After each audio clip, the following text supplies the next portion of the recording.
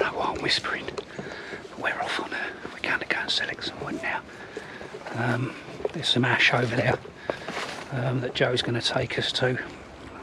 He's got some cherry, which I think I might go for a bit of cherry. I'll see how it goes. And then a couple of guys want to have a go with birch. So we've got a few choices anyway. So stay tuned. And that's where most sort of movement occurs when it dries out in terms of splitting. You tend to look in radial splits. So if you want to, exactly.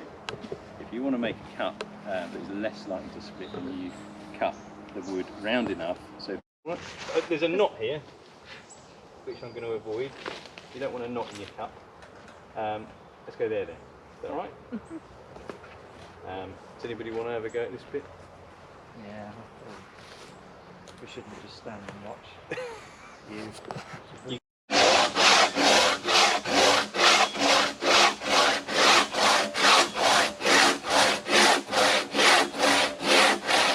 So it's pinching. It is. Let's get a post or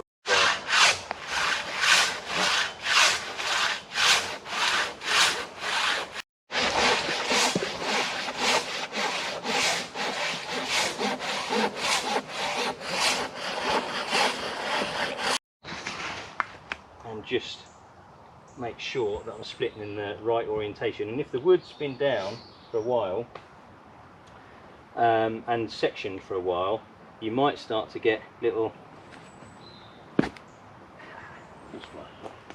kill all horseflies. And I'm hoping that that will do the job, just straight down in it like that. If you're in any way concerned, I've also got, in terms of it not splitting with a nice straight line straight across the middle, because the axe doesn't quite cover that whole distance, use the bigger axe, or I've also got a big hefty throw with a blade that's like that long, so you can use that, but it hasn't got quite the splay that you get on an axe head, so you might need to back it up with a couple of splitting wedges as well. But we'll see what happens if I just split it straight in the middle. Being ash, I'm hoping, yeah, so it's just, there's a lot of ash in. Did you chair, did you? Yeah. Did it all start in the round, or? Yeah. And did you harvest it? One big, one big log, and then Wow. turned it into. What was the seat? The seat was, we had a selection. What did I make mine of? Forgotten that as well. Elm? No, it was pre-done, raffia or not raffia, but. Sever those fibres, you can see there. Notice as well, I got myself out of the way. So I'm not here, where if it comes through a bit quick, it's coming back towards my leg. I've left that follow through clear. I'm going to splay it out a little bit too.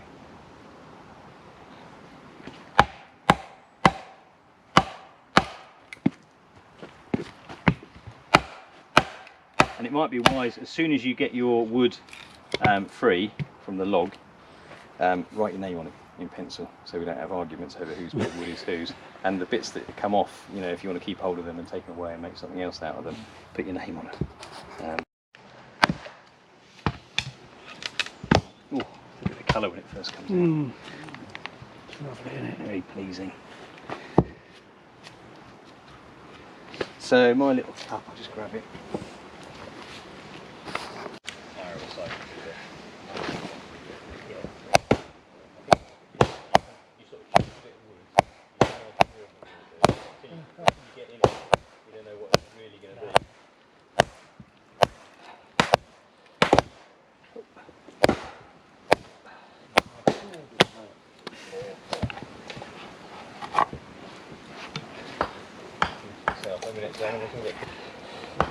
You mind? Are you on it social media or whatever?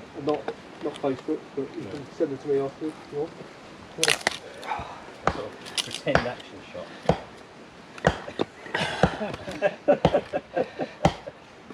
You put it in connection with the 3 inches at a go in the top. The colours. Slow mo. It's gorgeous.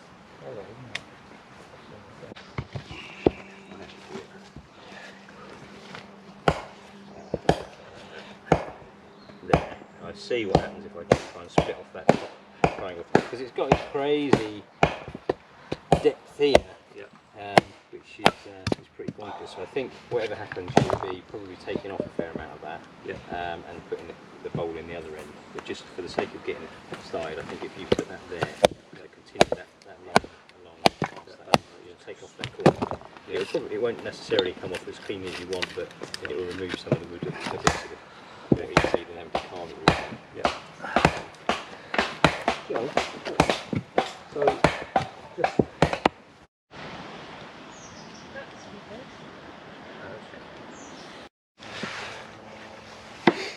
The way that I've drawn out the cup, it means I'm going to have quite a flat rim and handle. Well, the rim's going to naturally follow the line of this, so it's going to come away past in order to get that bark off. And I am still chopping, I'm not shaving the bark off with the axe. That takes a long time and uses a lot of calories, and just get the job done quicker like that. But for me, I'd want to get down below that bit. So you'll find, hopefully you'll have split it off, the excess off the side, so it won't be quite as wide, because it's harder to work on a big wide piece of wood like that. If you find it rocking around and you know it's a bit that's going to come off anyway, you can always just, and obviously work into the centre of the stump. So they've left themselves extra depth on the rim, where the rim of the cup is going to be. On their one is about sort of here, and they've left themselves extra depth so that they can sweep down and do like an upstanding ladle handle at the back end, which means that we need to carve that surface in first, and it's similar to doing there. So if I assume that the side profile of my cup, I'm not going to go right to the very end grain, so I'll probably come in a little bit. It's going to be something along these sort of lines. Round, you break it down sort of into thirds. So you've got the first third as the shoulders come round, and then imagine a dotted line along there, and you get roughly another 2/3 as the upsweep at the bottom end of the bowl. So if your piece of wood that you're carving doesn't naturally do that exactly like how you want it, you carve down to the low point and down to the low point, and you establish that surface first, and then you bring all the rest of it up to meet that. Carve away everything that isn't a spoon. So we're going to do the same technique with spoons and stuff like that. So for this angle, I'm fine chopping down this way. Be careful of the stop cut. The stop cut's just there to stop the wood from just shearing off and ending up with a tiny little cup at the end of it. But it's not magic, it won't stop my axe from going through, and what I don't want to do is bounce on past that and start off the split on the other side, so I need to be a bit careful. But coming from that side,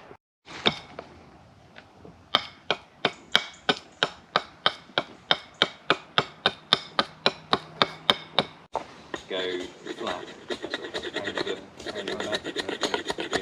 go for the curve. If you're going to do the curve, so have that ladle handle to the higher side, then in that case I would say just take out, so start chopping with the axe and just aim to take out only that centre bit, bring this down, it doesn't have to be perfect, just take it down so it's somewhere close to being in line. Yeah.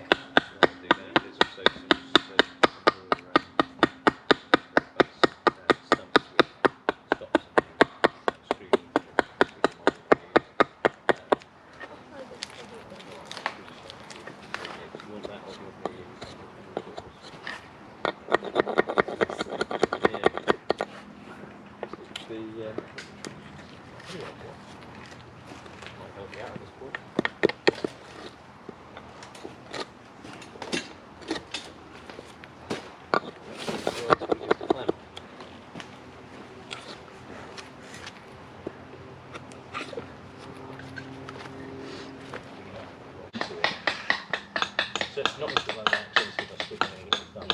Just the things that like this is really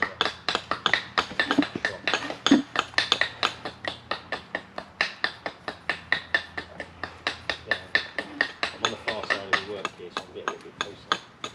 So focus only on that bit first, getting that bit done, down to almost where you want to be, because it's not far off it to be honest. Once you get down below that little number, you won't be far off it. Then you're about. You've got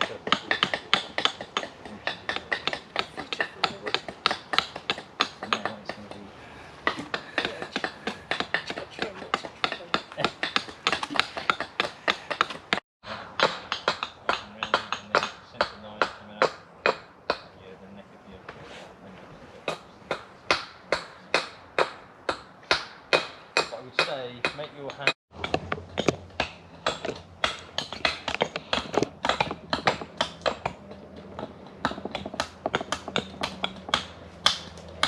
Hopefully that should go like that, and then that should go like that. Might be a bit tight. Yeah, it's going to be a little bit tight, so we want something a bit smaller than that. Right. So it's going to be a fairly neat yogurt, but Just too big. no, I mean that will hold it. Let me see the plank between there and there.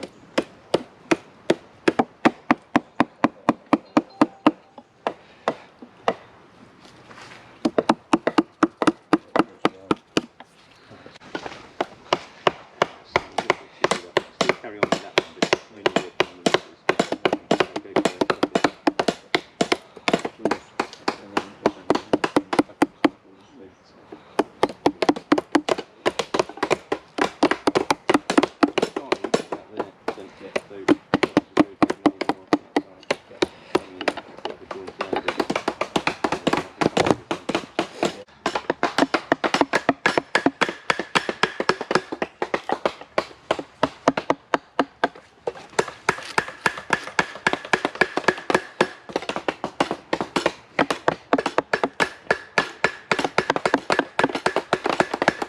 doing the fire, by the way. I collected a fair bit of firewood after my butchery course yesterday, but I reckon we probably need to get some more for this evening and tomorrow morning. Have you seen the old shelter that's down here? Well, there's a new shelter and then have these old shelter.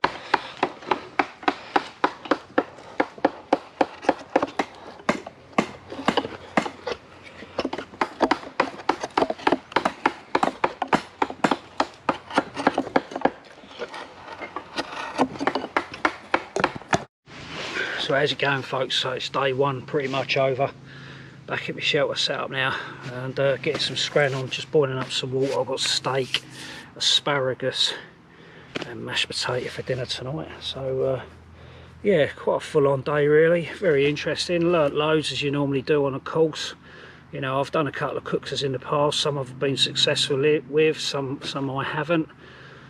So definitely learnt more for my own carving skills, as it were. So adjust that camera a bit. Yeah, so there it is, folks. All right, so I'm just going to get on with dinner and that, and I've even bought a couple of Guinnesses, so I'm going to enjoy myself a beer. All right, so let's get one out, eh, just for video effect. Nice can of the black stuff. So as they say in La La Land, cheers.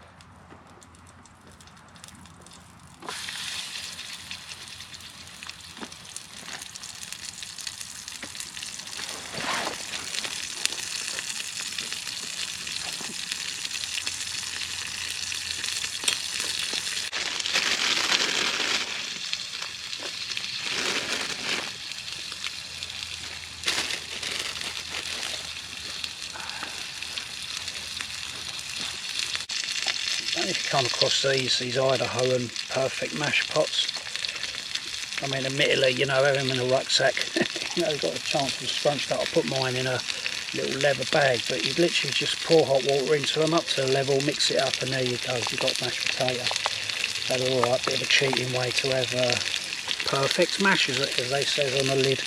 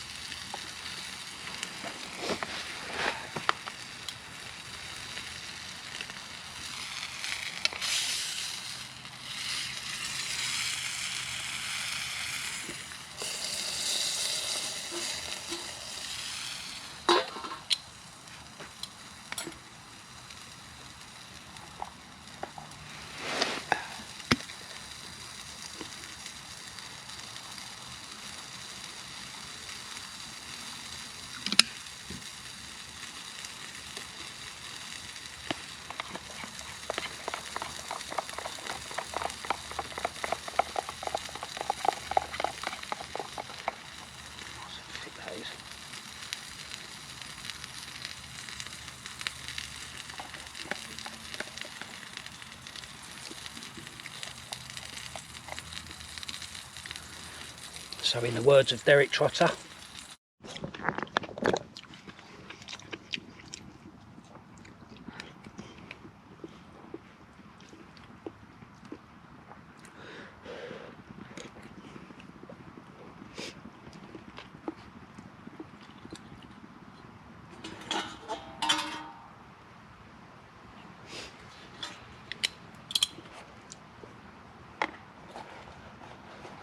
I'll see what we'll do.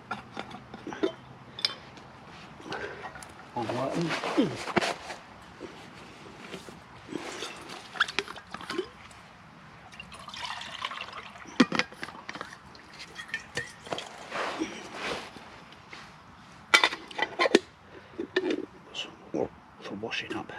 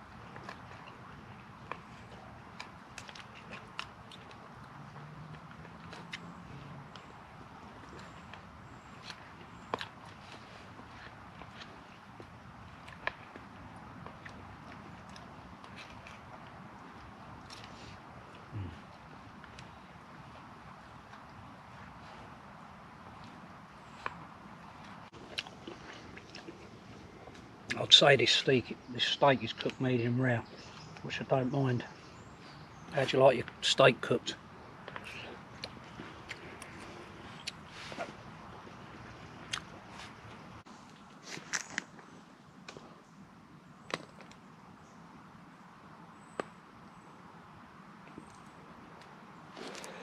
Morning folks, how's it going? Day 2 of the carving course for making a kuksa. Dare I say it, I had a bit of a crap night's sleep last night. I don't really know why, just kept waking up during the night. Went off okay, but you know, sometimes you have them nights, don't you? So just chilling out with a roll up and a cup of coffee, and slowly packing my stuff up to start at 8:30. We all had a unanimous group decision to start at 8:30 today, so we can obviously get our kuksas finished, which I'm you know, as you saw probably from yesterday's video, I've been taking a look, you know, I've been sort of working quite hard with it. So yeah, quite pleased with the result so far. So let's just hope day 2 will conclude in a positive result. The kind of profile that you've got on the top, are you kind of like doing the vat first and then? You can't do it as Doing a bit sort of of logically as you would do with a spoon, because it's so much more three-dimensional than a Yeah. spoon, so you have to sort of dip in and out of the planes. So with a spoon, those of you that haven't necessarily done this before, with a spoon being much more of a flat sort of planky type of object, you can sort of carve it in the first plane, so basically everything you see at the bird's eye view or the front elevation, whatever you want to call it, you can carve that spoon shape out completely before you move on to the second. Teresa on alone. No. Have you heard about her on it though? Yeah, I don't watch it. I don't think I've seen alone. She's like, at the moment she's basically spent all of her free time replying to idiots that have commented on YouTube about how she's got the wrong hairdo or whatever. Oh, yeah. So that's important, you know. But I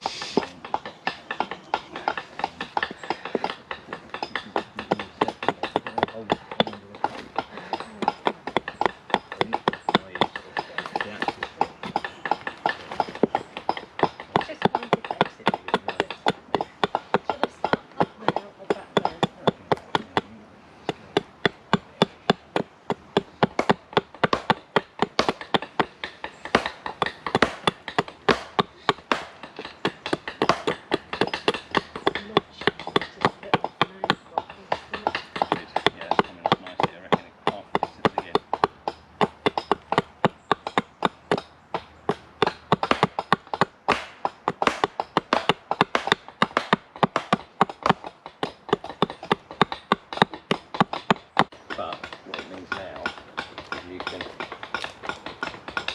off the second half of these corners. So let's just have a look, let's see, because quite a lot of weight in the bottom of the cup.